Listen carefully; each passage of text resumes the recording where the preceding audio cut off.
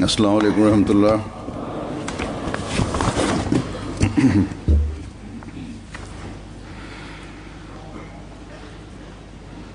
अशहदु अल्ला इलाहा इल्लल्लाह वहदहु ला शरीका लहु वअशहदु अन्ना मुहम्मदन अब्दुहु व रसूलुहु। अम्मा बअदु फ़अऊज़ु बिल्लाहि मिनश शैतानिर रजीम। बिस्मिल्लाहिर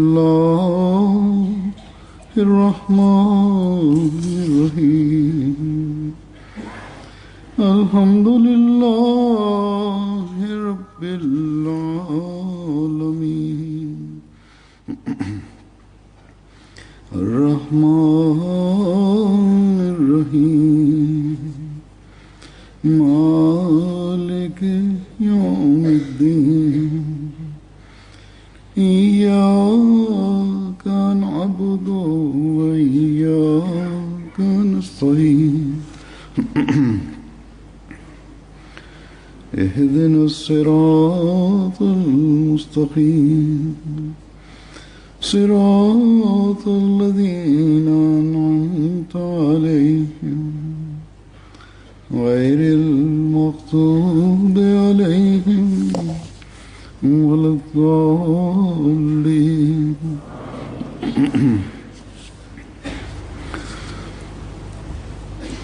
अल्लाह ताला का adalah karunia dan ihsan Allah Ta'ala semata bahwa kita telah beriman kepada Hadrat Masih Maud alaihissalam dan beat ke dalam jemaat beliau. Hal ini seharusnya menjadi sarana untuk meningkatnya keimanan kita, karena jika setelah kita beriman namun tidak meningkat di dalam keyakinan, maka tidak ada artinya keimanan tadi. Di dalam hal ini, tanpa adanya rasa minder, rasa takut di dalam menyampaikan pesan Islam, yang mana seharusnya kita harus menyampaikan pesan Islam ini secara terang-terangan.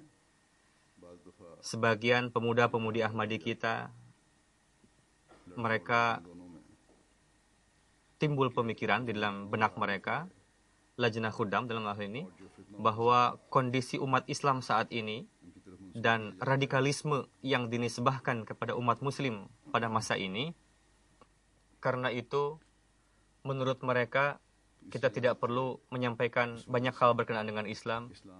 Namun sebagian besar di antara Lajnah Khudam kita adalah mereka sangat aktif. Itu dapat diketahui dari laporan pembagian literatur yang mereka bagikan. Namun masih ada sekian banyak para pemuda-pemudi kita yang merasa minder dalam hal ini untuk menyampaikan pesan Islam. Mereka disebut Muslim juga dalam hal ini, namun mereka tidak menzahirkan banyak sebagaimana seyogianya.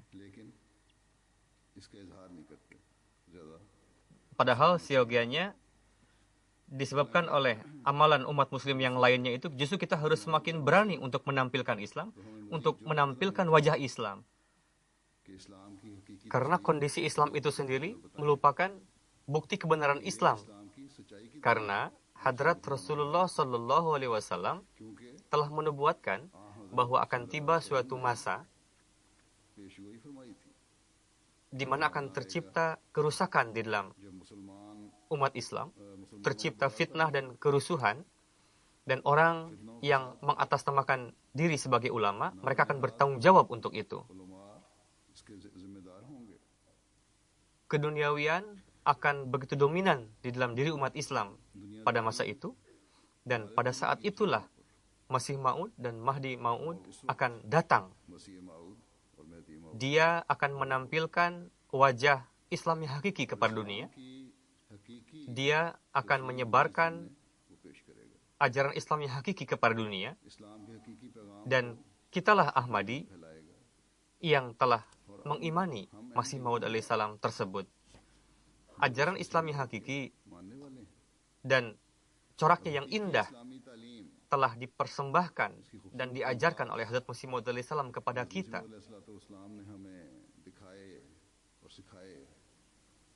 Jadi tidaklah perlu bagi kita untuk merasa minder dalam menyampaikan ajaran Islam. Begitu juga sebagian orang, karena dampak dari pergaulan, mereka semakin tenggelam di dalam keduniawian. Secara lisan, mereka mengikrarkan bahwa mereka mendahulukan agama di atas dunia, namun pada hakikatnya, amalan mereka itu bertentangan dengan apa yang mereka ikrarkan. Sebetulnya mereka lebih baik dibanding orang-orang yang mereka bergaul di sini,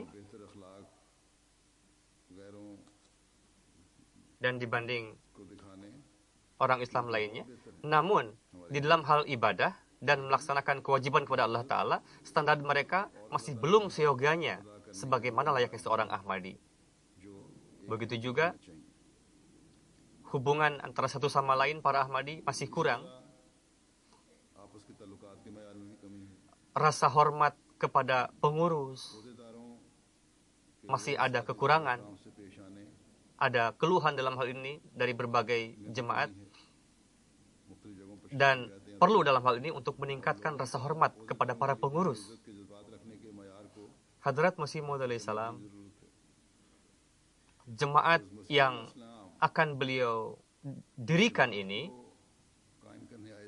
beliau alaihissalam datang tidak hanya untuk mengislah akidah saja, melainkan berbagai sisi, berbagai amalan, berbagai level akan beliau islah.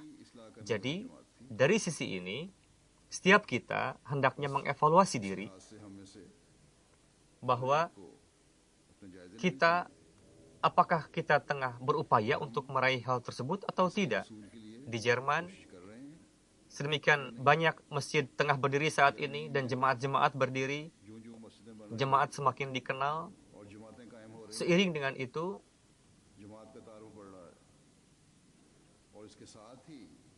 dunia pun semakin kritis melihat kita.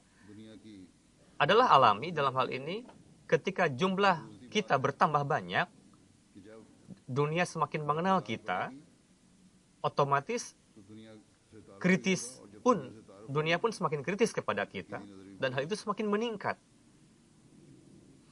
Jadi, hal ini menuntut kepada kita supaya setiap kita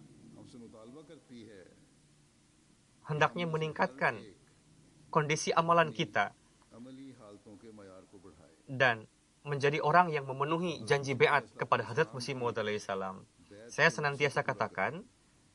senantiasa ingatkan juga bahwa para Ahmadi setelah datang di negeri-negeri ini, mereka tinggal di sini, 95% atau sekurang-kurangnya 90% para Ahmadi yang mendapatkan izin untuk tinggal di negeri-negeri ini bukan karena kelebihan mereka, melainkan mereka mendapat izin tinggal di sini karena Ahmadiyah. Untuk itu, orang-orang yang hijrah ke negeri-negeri ini merupakan mubaligh Ahmadi yang diam sebetulnya, secara diam-diam. Dengan karunia Allah Ta'ala, mayoritas para Ahmadi di sini, mereka karena memberikan suri teladan yang baik, sehingga memberikan kesan yang baik bagi orang-orang terhadap jemaat. Dan itu mendapatkan pengakuan sendiri dari mereka dalam hal ini. Beberapa hari yang lalu, telah diadakan peresmian masjid di berbagai tempat di sini. Keikutsertaan para penduduk lokal di sini dan bagaimana kesan orang-orang terhadap jemaat, maksudnya penduduk lokal di sini terhadap jemaat, dan bagaimana para politikus di sini, para negarawan, bagaimana kesan-kesan mereka terhadap jemaat. Hal ini membuktikan bahwa dengan karunia Allah Ta'ala, para Ahmadi di sini memberikan kesan yang baik kepada orang gair, orang non-muslim di sini. Namun, saya pun merasa dalam hal ini bahwa ajaran Islam yang hakiki sebagaimana seharusnya, seyogianya dikenal oleh orang-orang masih belum seharusnya. Karena di dalam beberapa kesempatan tersebut, ketika saya menyampaikan berkenaan dengan Islam kepada mereka, kepada penduduk lokal di sini, masih banyak orang-orang yang berkata, yang berkesan bahwa kami sebelumnya belum mengetahui ajaran Islam yang hakiki yang telah Huzur sampaikan ini. Semua orang mengakui bahwa sisi ajaran Islam yang hakiki ini sebetulnya masih belum diketahui oleh kami, masih tersembunyi dari kami. Di benak kami masih beranggapan bahwa Islam itu seperti yang digambarkan oleh media. Memang para Ahmadi, mereka pun mengenal para Ahmadi dan mereka menzayakan itu, dan mereka datang dalam undangan-undangan para Ahmadi, tapi di dalam benak kami masih ada keraguan kepada Islam. Jalinan pertemanan pribadi, persahabatan adalah beda. Dan di sisi lain, mengundang mereka, para non-muslim ini dalam acara-acara jemaat dan menyampaikan berkenaan dengan jemaat, itu pun beda suasananya. Mereka berpikir, oh ini kawan saya hadir saja, namun tidak tahu apakah sebagai Ahmadi, bagaimana pemikiran mereka mengenai Islam dalam hal ini. Jadi, di dalam benak mereka masih ada keraguan berkenaan dengan Islam itu sendiri. Jadi, kesan seperti ini dan keraguan seperti ini, itu saya temui di dalam diri para non-muslim di berbagai belahan dunia. Entah jika kita, namun mereka mengatakan setelah ikut serta di dalam acara Tuhan ini, kami baru mengetahui bahwa apa yang ada di benak kami selama ini adalah keliru. Dan setelah mendengarkan pidato Anda, kami baru mengetahui bahwa Islam itu tidak seperti yang digambarkan. Bahwa Islam itu adalah agama yang penuh kedamaian dan penuh kecintaan dan menyebarkan kasih sayang. Dan amalan segelintir orang Islam di sana tidak bisa dinisbahkan kepada Islam secara global. Di sini pun, di dalam berbagai acara dan di belahan dunia lainnya juga, kita jumpai orang-orang seperti ini, seperti yang saya katakan, dan mereka memberikan kesan bahwa setelah mendengarkan pidato Tuhan, pemikiran kami berkenaan dengan Islam, keraguan kami tidak hanya jauh, bahkan jika kami harus condong kepada suatu agama lain, untuk pindah kepada agama lain, maka kami akan memilih Jemaat Ahmadiyah lah sebagai pilihan kami. Hal-hal mengenai Islam, setelah mendengar dari kita bagaimana pemikiran mereka menjadi berubah, ada beberapa contoh akan saya sampaikan dalam kesempatan kali ini, yakni dalam pembukaan masjid pertama di Walshad. Di sana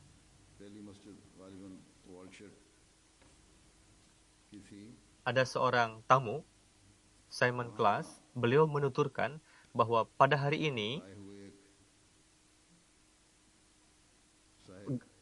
anggapan saya berkenaan dengan Islam betul-betul berbeda. Saya baru mengetahui makna hakiki dari jihad.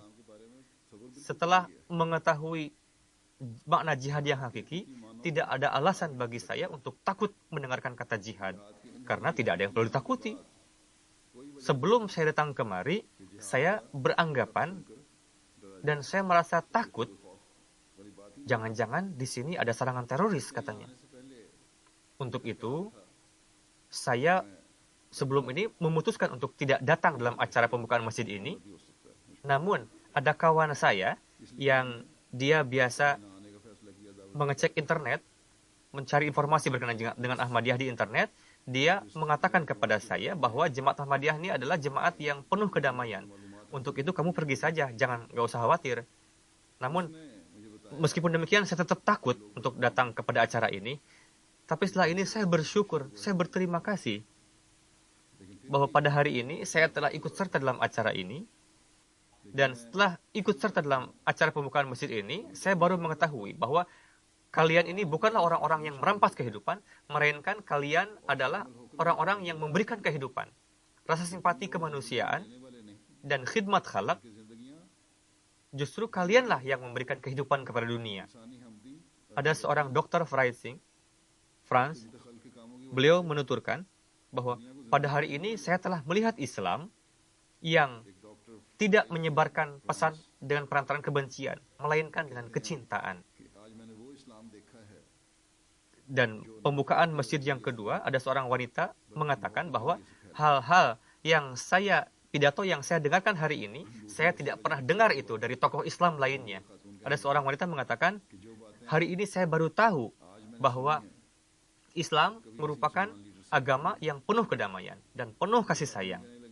Dan saya baru tahu bahwa Islam sedemikian rupa menjaga hak-hak tetangganya. Ada seorang Muslim Syria yang hadir dalam acara tersebut, dia mengatakan bahwa pada hari ini saya sangat terharu. Kepada saya diberitahukan bahwa sebelum datang ke sini, dan saya berpikiran bahwa Ahmadi ini bukan Muslim katanya. Dan Qur'annya berbeda katanya. Namun hari ini saya baru tahu bahwa semua tuduhan itu adalah dusta.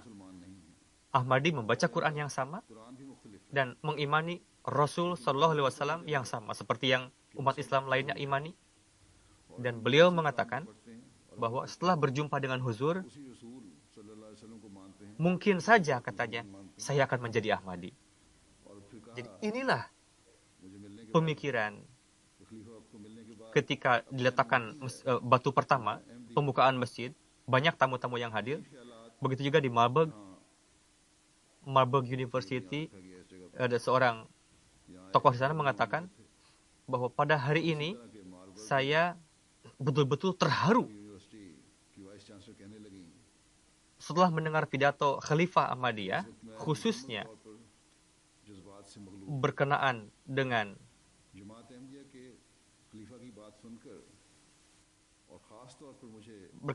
dua surga yang disampaikan, bahwa di dalam Islam dikatakan ada dua surga, di dunia ini dan di akhirat juga. Jadi anggapan ajaran mengenai dua surga ini, bahwa di dunia ini pun ada surga, begitu juga di akhirat nanti. Setelah mendengarkan penjelasan mengenai hal itu, saya sangat terkesan sekali. Bagaimana manusia bisa meraih surga yang di dunia ini juga. Begitu juga itu menjadi sarana untuk mendapatkan surga di akhirat nanti. Begitu juga beliau menuturkan bahwa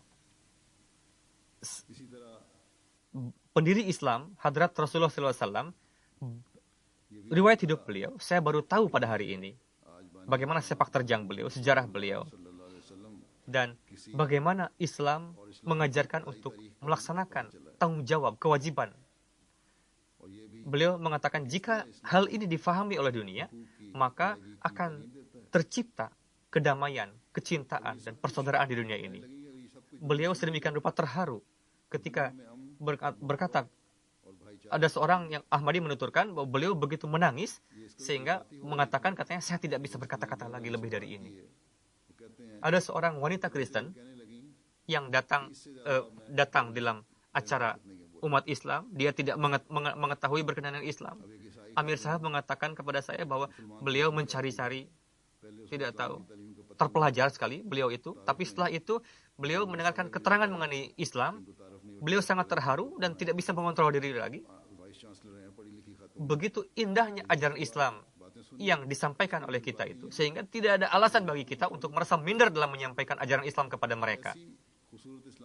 Ada seorang wanita, beliau menuturkan bahwa pada hari ini khalifah kalian telah menjawab seluruh pertanyaan yang ada di benak saya yang saya bawa ke sini dari rumah.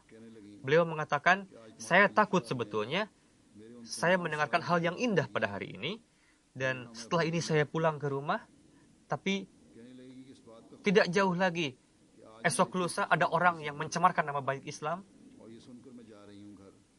melakukan serangan terorisme misalnya. Lalu orang-orang menjadi terarah perhatiannya kepadanya, lalu timbul ketidakdamaian. Lalu orang-orang melupakan ajaran indah yang ini. Ini yang saya takutkan. Jadi inilah perasaan yang mereka rasakan. Begitu juga banyak sekali keterangan, kesan-kesan yang diberikan oleh para non-muslim yang hadir, sebagaimana yang dikesankan oleh wanita tersebut, jika orang-orang melupakan ajaran yang penuh kedamaian ini. Dan ini adalah hakikat. Seperti itulah. Dan khususnya media berupaya untuk menggambarkan, menampilkan wajah Islam yang buruk, bukan yang baiknya. Untuk itu adalah tugas kita untuk menyampaikan pesan yang penuh kedamaian, kasih sayang, cinta kasih, hukukullah dan hukukul ibad. Berupayalah untuk menyampaikan ini. Setelah hal-hal negatif yang ditampilkan oleh orang-orang yang mengatasnamakan Islam, tugas kita adalah untuk menampilkan wajah Islam yang positif di mata dunia.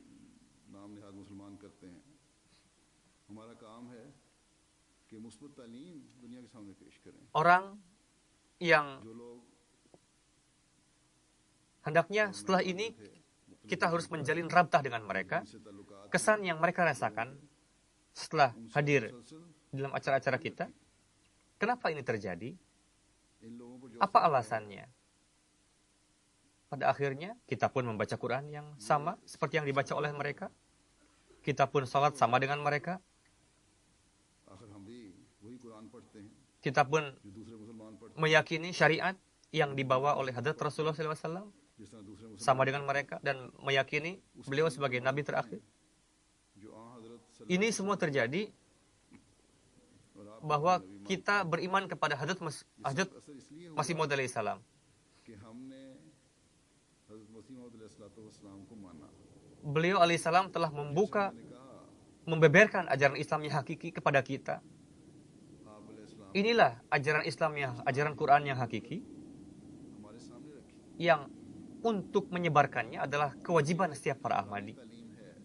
Jadi, di mana kita perlu untuk menciptakan amalan di dalam diri kita, perlu juga bagi kita untuk menyebarkan literatur Hadrat Masih Maud alaihi salam.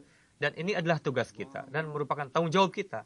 Sebagaimana yang saya katakan tadi, bahwa di Marburg, ketika dilakukan peletakan batu pertama di Marburg, di sana banyak sekali tamu yang merupakan dosen ataupun mahasiswa, para pejabat juga, bagaimana kesan-kesan mereka.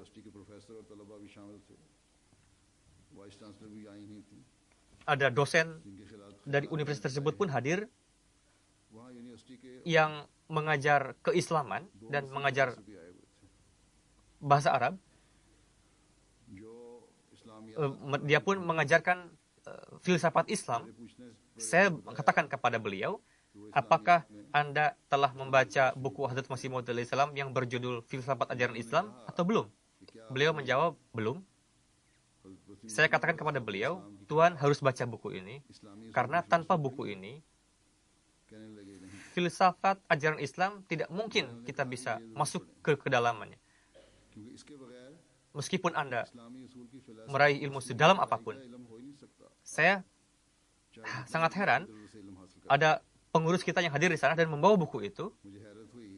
Mungkin beliau pun mantan mahasiswa di sana. Bagaimanapun, mereka berdua saling mengenal sebetulnya. Beliau itu dengan Ahmadi tersebut. Namun meskipun demikian, meskipun saling mengenal, apa yang dia ajarkan, apa yang dia tertarik, kenapa beliau masih belum mendapatkan buku tersebut? Lalu saya katakan kepada pengurus tersebut untuk mengatur, memberikan buku kepada beliau. Lalu beliau mengirim laporan kepada saya bahwa saya sudah memberikan buku filsafat ajaran Islam kepada dosen tadi. Hendaknya buku itu dikirim dalam bahasa Arab, supaya beliau bisa lebih memahami. Ini merupakan kitab merupakan buku yang berkenaan dengannya. Banyak sekali orang Arab yang memberikan kesan kepada saya bahwa sekarang setelah membaca buku ini saya semakin mengetahui berkenaan dengan Islam. Begitu pun orang-orang Kristen, bahwa buku ini telah betul-betul membalikan 180 derajat diri kami. Mustafa Sab, beliau adalah seorang ulama besar, Bai'at dari Ghair Ahmadi. Beliau sangat dalam ilmunya mengenai keislaman.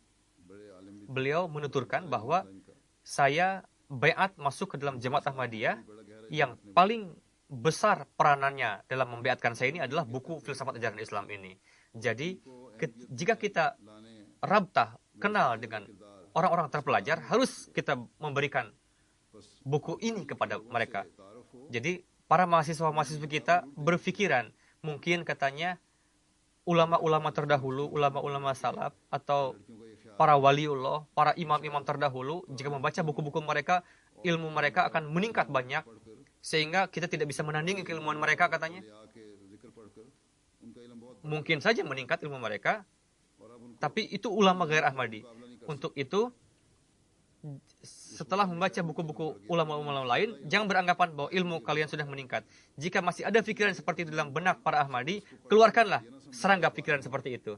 Tinggalkanlah ulama-ulama terdahulu, tinggalkanlah para waliullah terdahulu, ilmu yang hakiki dan gambaran Islamnya hakiki,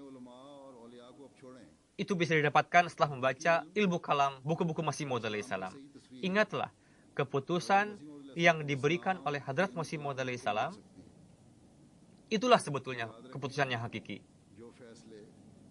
Dan pondasi dan tafsir yang ditulis oleh para khalifah dengan berpondasi pada ilmu kalam Masih Maud alaihissalam, itulah menjadi pedoman kita. Bacalah itu.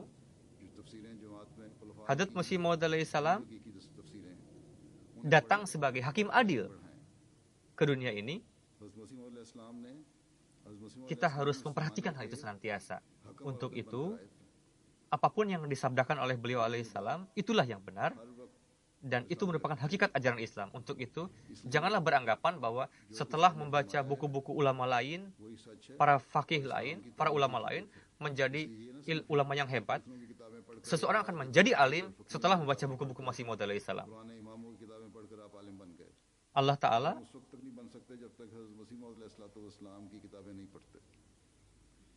ketika mengutus Hadrat Masih Maud alaihissalam untuk mengislah dunia ini, beliau pun dianugerahi ilmu oleh Allah Ta'ala. Hadrat Masih Maud alaihissalam bersabda, orang yang beriman, dia harus meningkatkan keimanannya kepada keyakinan dan irfan. Janganlah terperangkap di dalam prasangka.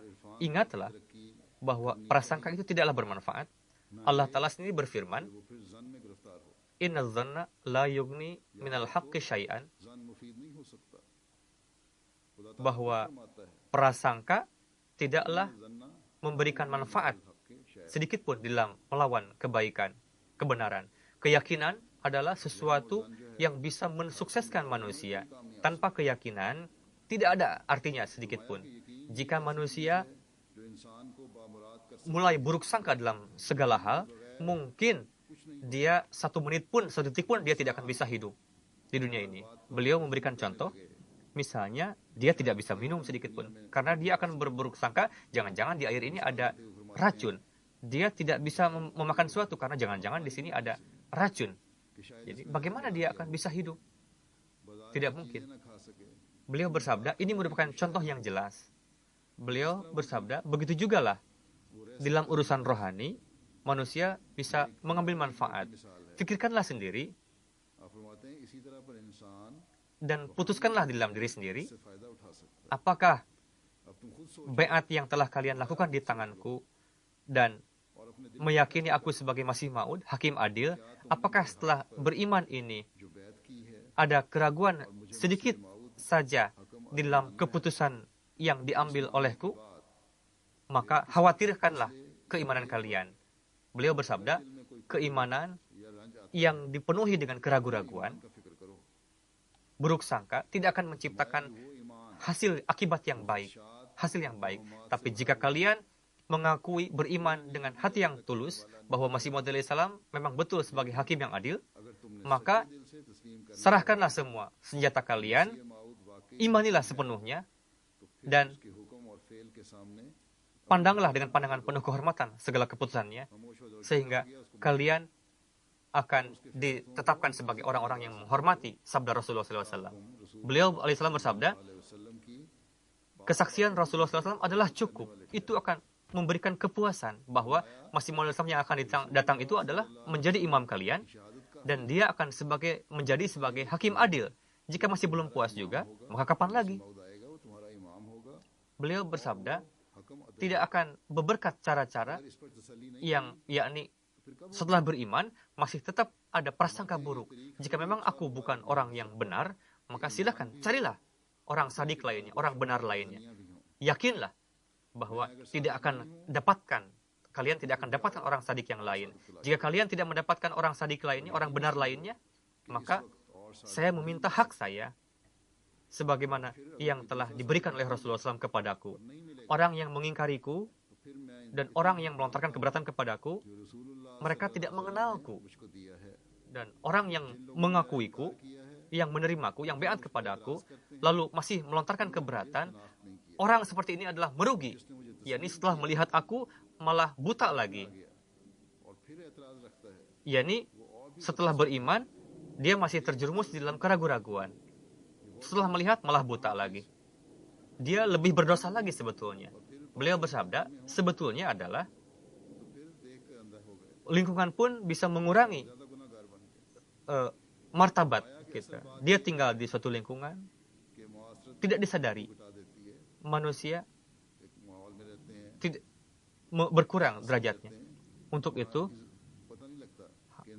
Hadrat Masih mengatakan, Nabi tidak dihormati kecuali di kampungnya, di kaumnya. Dari itu dapat diketahui bahwa apa saja penderitaan yang ditimpakan oleh kaumnya kepada Hadrat Isa Al-Masih.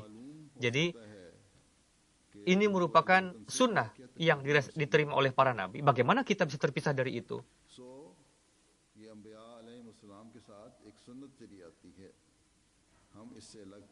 Sebagian orang melontarkan keberatan bahwa orang yang melontarkan keberatan kepada Ahmadiyah atau ulama kaum mereka mengingkarinya, menetapkan Ahmadi sebagai non-muslim. Di sana orang Arab pun ikut serta, kaum-kaum lain pun ikut serta. Dalil ini cukup bagi mereka bahwa di setiap tempat, di setiap waktu, jika Nabi datang, akan ditolak oleh kaumnya. Beliau bersabda, untuk itu, apapun yang terpaksa kita dengarkan dari para penentang kita,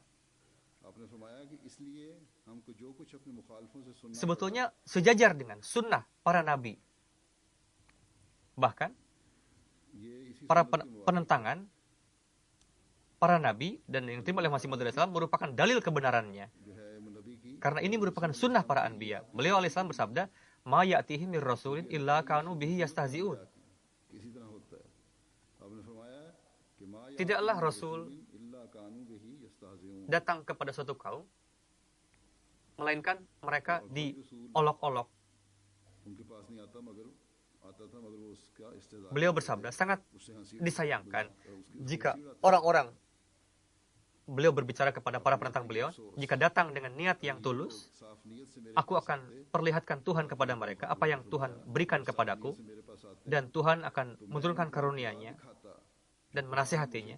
Namun mereka bersifat kikir. Bagaimana aku harus menjelaskan kepada mereka?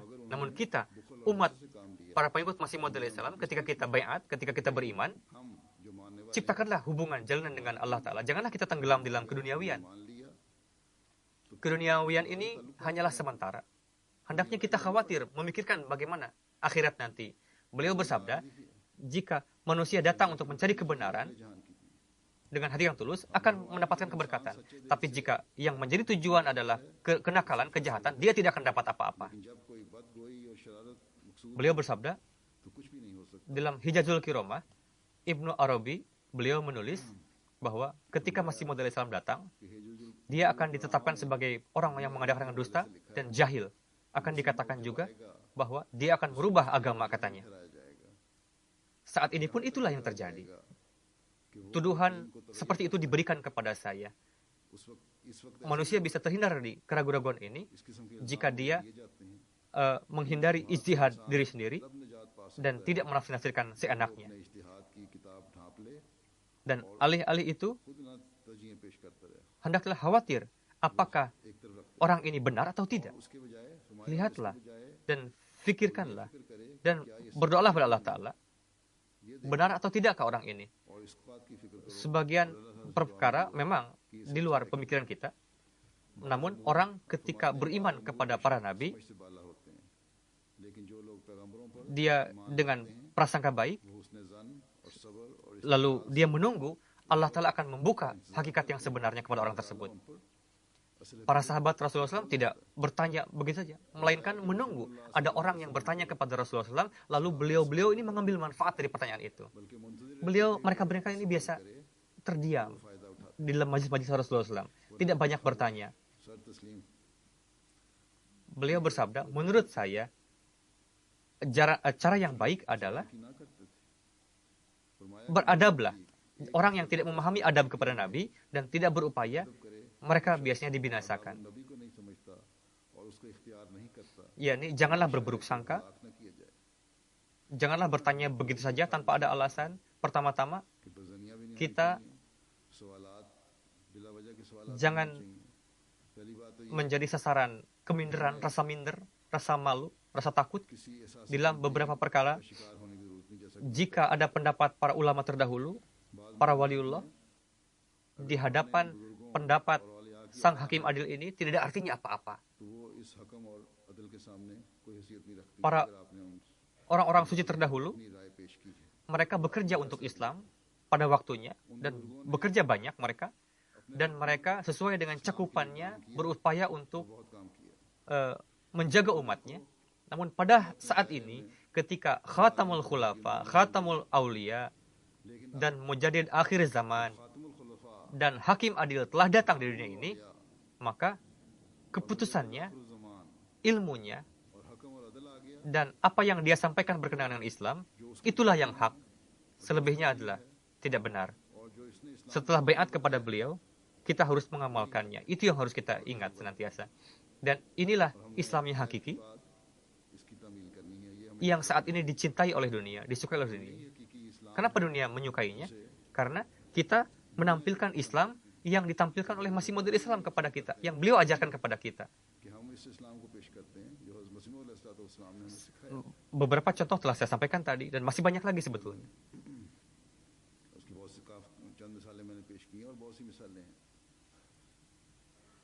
Sebagaimana saya katakan tadi, yang kedua adalah literatur, buku-buku yang diwariskan oleh Hazrat Masih Maud Islam. Bacalah dan raihlah ilmu darinya. Itu akan mengajarkan kita kepada Islam yang hakiki. Bacalah dan berikanlah juga kepada orang lain yang memiliki jalinan dengan kita, rabtah dengan kita, yang memiliki fitrat yang baik. Perlu bagi kita untuk memberikan literatur kepada mereka, dan permasalahan keseharian itu kita harus berikan jawabannya dari buku-buku tersebut. Setiap Ahmadi harus mengambil manfaat sebanyak-banyaknya dari buku-buku Masih Maud Salam, dan perlu juga untuk menyebarkan, membagikan kepada orang lain. Kita jangan pedulikan, dan janganlah kita melakukan bahwa memikirkan apa yang dunia katakan nanti kepada kita, atau apa yang dipikirkan oleh orang-orang duniawi berkenaan kita. Para utusan Allah Ta'ala, para nabi, ketika datang, mereka, kondisi dunia begitu kental keduniawiannya, dan timbul kerusakan di mana-mana. Dan kebanyakan mereka melupakan agama dan terperangkap di dalam dunia. Dan tugas Masih Maud Islam tugas para nabi untuk membawanya kepada jalan kebenaran. Jadi kita telah beriman kepada Hadrat Masih Maud Salam dan mengambil beban untuk mengislah dunia. Untuk itu akan ada penentangan orang-orang duniawi इसलिए मुखालफत भी होगी दुनिया वाले अपनी Mereka membuat hukum-hukum undang-undang untuk seenak mereka sendiri. Jika hukum-hukum tadi bertentangan dengan ajaran Allah Ta'ala, kita harus berada di dalam jalur hukum tadi, mengislah dunia, dengan tetap berada dalam jalur hukum tadi. Dan दुनिया की इस्लाह करनी tidak perlu bagi kita untuk merasa minder, takut, gentar. इसमें किसी किस्म Tugas ini lakukanlah dengan penuh hikmah. तरीकी और या डर Jadi, tidak perlu bagi kita untuk takut. हिकमत से करना Apapun yang salah, apa yang dikatakan salah oleh agama, जरूरत नहीं kita harus mengatakan salah juga. और जिसे दीन ने गलत Setiap ini harus dicamkan oleh setiap Ahmadi. Hazrat Masih Maud alaihi salam था रहमदी को अपने ज़हन नशीन करनी चाहिए telah melarang pada kita untuk banyak bertanya, seperti beliau mencontohkan umat-umat terdahulu banyak bertanya kepada para nabinya, karena dengan itu tidak tergambar keitaatan yang sempurna. Untuk itu, ada orang baru yang datang, membayan baru, फरमाया bertanya, lalu dengan jawaban para nabi, orang-orang yang lain pun mendengarkan itu merasa puas. ईमान लाने वालों को भी तसल्ली हो जाती है Nabi memberikan kepuasan dengan pelantaran jawaban tadi untuk memuaskan umat yang lain. Jika orang yang datang di kemudian hari bahwa saya adalah hamba Masih Maud alaihi salam dan गुलाम हज़रत मसीह मौला इस्लाम का mendapatkan kepuasan dengan jawaban tersebut, apalagi Nabi. जवाब दे दिए तो नबी की Nabi memberikan jawaban sampai pada kedalaman suatu masalah. Karena itu janganlah beranggapan bahwa tidak ada jawabannya atas permasalahan. Ada jawabannya, namun adalah tugas bagi para pengikut untuk meninggikan derajat keitaatannya. Hadrat Masih Maud alaihi salam, keitaatan sempurna kepada Hadrat Masih Maud alaihi salam itu dicontohkan oleh Hadrat Khalifatul Masih Awal, huzur pertama. Beliau bersabda, और इसका जिक्र भी हज़रत मसीह ने फरमाया beliau huzur pertama itu biasa duduk dalam majlis Hadrat Masih Maud alaihi salam. Di dalam riwayat dikatakan beliau menundukkan kepala, यही रिवायात में आता है beliau tidak bertanya apa-apa, tidak berbicara. Ketika ada orang yang bertanya kepada Masih Maud alaihi salam, beliau ikut mengambil manfaat dari jawaban itu. करने वाले आते थे तो उनसे आप फायदा उठाया करते थे note Atau sabda-sabda Masih Maud alaihi salam dalam majlis tersebut beliau dengarkan dengan penuh perhatian dan ambil manfaat darinya.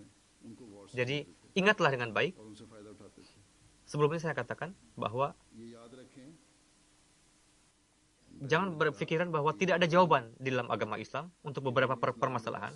Tidak. Di dalam setiap permasalahan ada jawabannya. Di dalam buku-buku Masih Maud alaihi salam telah diberikan berbagai jawaban atas berbagai pertanyaan.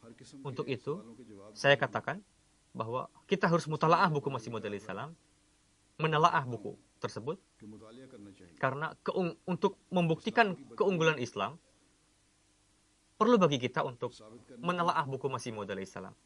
के लिए हमें इस मुतालिया की बहुत ज़रूरत है Atau permasalahan fikih, atau permasalahan keseharian, की मसाइल हैं atau masalah keilmuan, semua itu kita dapatkan di dalam buku-buku Masih Maud alaihi salam. ये सब बातें हमें Beliau menjelaskan dengan sangat gamblang. Kita harus memberikan perhatian yang khas untuk hal itu. Bacalah itu dan renungkanlah. तर्जुमा करने Hadrat Masih Maud alaihi salam इसे पढ़ें berkali-kali menasihatkan kepada para pengikut beliau bagaimana seyogianya dan bagaimana kondisi keimanannya seharusnya. Berkenaan hal itu, saya ingin sampaikan beberapa kutipan dari beliau alaihissalam supaya आपके kita menjadi orang-orang yang melaksanakan tanggung jawab baiat. बैत का हक अदा करने वाला हम में से Beliau bersabda, आप अपनी pada masa ini zaman telah betul-betul rusak, हैं berbagai macam syirik, ज़माना bid'ah, खराब हो रहा है dan berbagai macam kerusakan telah tercipta. उनका शिरक Ketika baiat ikrar yang disampaikan untuk mendahulukan agama di atas dunia, बैत के वक्त ikrar itu adalah disampaikan di hadapan Allah Ta'ala. को दुनिया पर मुकद्दम रखूंगा Perlu direnungkan bahwa ikrar itu di hadapan Allah Ta'ala. सामने इकरार Hendaknya गौर करने वाली बात kita harus teguh di dalamnya sampai akhir hayat kita. Jika tidak, jika kita teguh di dalamnya, maka Allah Ta'ala akan memberikan keberkatan. और अगर Beliau bersabda, तो अल्लाह ताला दीन और दुनिया में बरकत देगा sesuai dengan tempuhlah ketakwaan sesuai dengan kehendak Allah Ta'ala. Zaman sangat rentan, azab Allah Ta'ala sudah nampak terlihat. Orang yang membuat dirinya sesuai dengan kehendak Allah Ta'ala, dia Allah Ta'ala akan mengasihi anaknya, keturunannya, dia sendiri. Jadi kondisi dunia saat ini seharusnya harus membuat kita lebih menunduk kepada Allah Ta'ala. Beliau bersabda, lihatlah manusia memakan roti sebelum dia makan sesuai dengan takaran yang diperlukan untuk perutnya kenyang, maka dia laparnya tidak akan hilang. Jika dia makan sedikit saja potongan roti, apakah dia akan kenyang atau hilang laparnya? Tidak. Jika dia hanya minum air 1 tetes saja, maka tetesan air itu tidak akan mengenyangkan dia. Meskipun dia minum setetes, dia tetap akan mati.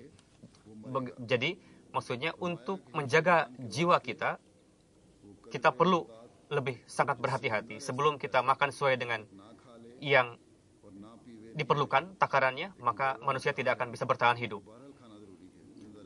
Beliau alaihissalam bersabda, begitu juga kondisi kerohanian manusia, sebelum kerohaniannya sampai pada batas tertentu, sehingga dia hilang dari rasa lapar tadi, maka dia tidak akan selamat. Kerohanian, ketakwaan, dan kita kepada Allah Ta'ala harus kita upayakan seperti layaknya kita makan sehingga lapar jadi hilang, minum sehingga haus menjadi hilang.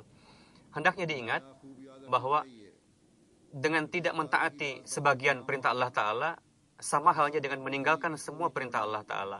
Jika sebagian diperuntukkan bagi syaitan dan sebagian lagi untuk Allah Ta'ala, maka Allah Ta'ala tidak menyukai disekutukan seperti itu. Jemaat ini dibentuk oleh Allah Ta'ala supaya manusia datang kepada Allah Ta'ala, meskipun hal itu sulit dan memerlukan adanya kematian. Namun pada akhirnya, di dalamnya terdapat kehidupan. Orang yang membuang bagian syetani dari dalam dirinya, dia berberkat orang itu. Dan jiwanya, kotanya, rumahnya akan mendapatkan keberkatan darinya. Namun jika hanya sebagian kecil saja bagi Allah Ta'ala, maka keberkatan tidak akan timbul. Sebelum bai'at disertai dengan amalan, tidak artinya bai'at tersebut. Seperti halnya kalian menyampaikan banyak hal di depan seorang manusia, tapi tidak memberikan contoh amalan, maka dia tidak akan bahagia. Begitu juga di depan Allah Ta'ala. Allah Ta'ala yang paling bergairat di antara orang-orang yang gairat. Apakah mungkin kalian itaat kepada Allah Ta'ala, namun di sisi lain kalian taat juga kepada musuhnya? Itu adalah yang disebut dengan kemunafikan. Hendaknya manusia dalam hal ini tidak memperdulikan sifulan-sifulan. Teguhlah di dalamnya sampai akhir hayat. Keburukan ada 2 hal. Pertama adalah syirik, menyekutukan kepada Allah Ta'ala dan tidak menganggap keagungannya dan tidak itaat kepadanya. Dan yang kedua, tidak mencintai sesama manusia, tidak melaksanakan hak-haknya. Janganlah melakukan kerusakan. Teguhlah dalam taat kepada Allah Ta'ala.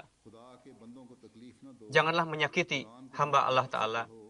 Bacalah Al-Quran dengan penuh perhatian. Amalkanlah.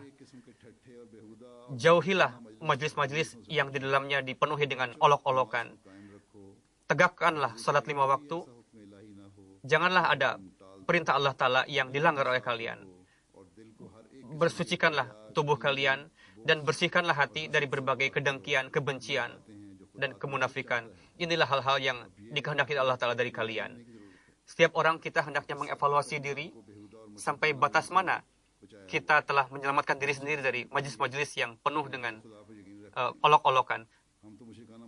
Banyak yang mengatakan bahwa kita tidak datang ke majlis-majlis yang seperti itu, majlis yang syirik, apapun misalnya. Namun perlu diingat, apa saja, misalnya internet maupun TV, perbuatan apa saja yang membuat kita lalai dari Allah Ta'ala, itu disebut dengan majlis yang musyrik. Jadi, kita perlu untuk mengevaluasi diri sampai ke kedalaman seperti itu. Hadrat Masih Maud alaihissalam menekankan kepada kita untuk menegakkan salat 5 waktu. Dan menegakkan salat 5 waktu dengan melaksanakan secara berjamaah dan tepat waktu dan dawam juga. Saya telah memperhatikan bahwa masih banyak kelemahan di sini juga. Dalam hal tersebut, orang-orang menyampaikan permohonan doa kepada saya. Ketika saya tanyakan kepada orang itu, apakah kamu sholat? Apakah kamu berdoa untuk diri sendiri? Jawabannya negatif. Dia hanya mengatakan, ya huzur, saya berupaya untuk itu. Ya, jika orang yang menyampaikan permohonan doa, namun dia tidak berdoa untuk diri sendiri atau tidak ada hentian dalam doanya untuk dirinya sendiri, bagaimana doa orang lain bisa bermanfaat bagi orang itu? Ya, jika kita melaksanakan kewajiban untuk berdoa dengan merintih, dengan khusyuk, maka doa orang lain pun akan bermanfaat bagi kita. Begitu juga keburukan-keburukan lingkungan, masyarakat, sebagaimana yang saya terangkan sebelumnya, yakni kecintaan, persaudaraan di antara sesama kita, masih belum sesuai dengan sebagaimana mestinya. Masih ada kedengkian, kebencian dijumpai dalam diri anggota kita. Jadi perlu bagi kita untuk melihat, introspeksi diri sendiri. Janganlah lihat orang lain. Bagaimana orang lain? Islahlah diri sendiri, perhatikanlah diri sendiri. Jika kita mengislah diri sendiri, maka kelemahan orang lain pun insya Allah dengan sendirinya akan hilang. Tidak ada yang bisa mengklaim bahwa saya suci dari berbagai sisi. Jadi, senantiasa kita banyak-banyak beristighfar dari segala kelemahan, kelalaian kita. Semoga Allah Ta'ala memberikan taufik kepada kita semua. Dan secara hakikat, kita menjadi orang-orang yang melaksanakan kewajiban baiat kepada Hadrat Masih Maud alaihissalam. Amin. Alhamdulillah nahmaduhu wa nasta'inuhu wa nastaghfiruhu wa nu'minu bihi wa natawakkalu alayhi wa na'udzu billahi min shururi anfusina wa min sayyiati a'malina. من يهده الله فلا مضل له ومن يضلل فلا هادي له ونشهد أن لا إله إلا الله ونشهد أن محمدا عبده ورسوله. عباد الله رحمكم الله إن الله يأمر بالعدل والإحسان وإيتاء ذي القربى وينهى عن الفحشاء والمنكر والبغي يعظكم لعلكم تذكرون. اذكروا الله يذكركم وادعوه يستجب لكم ولذكر الله أكبر.